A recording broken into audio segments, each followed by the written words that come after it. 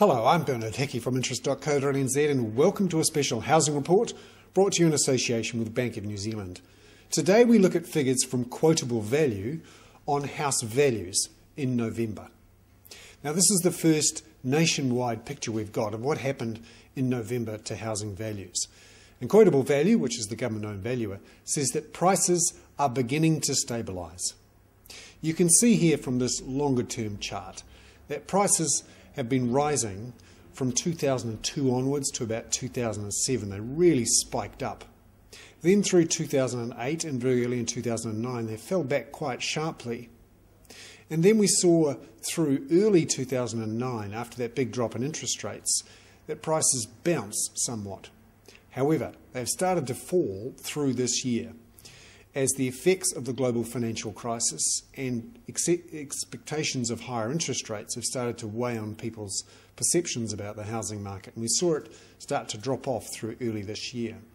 But QV has come out today and said that prices seem to be stabilising finally. At the moment, prices are down 5.6% from the peak in 2007. Now that's slightly worse than last month when they were 5.5% down from the peak, but QV says that prices are stabilising, particularly in Auckland, but also in Wellington too. However, in the markets of Hamilton and Tauranga, and also in Dunedin, they're seeing reasonably flat prices. In fact, in Hamilton and Tauranga, prices are still down around 11% from the peak in late 2007.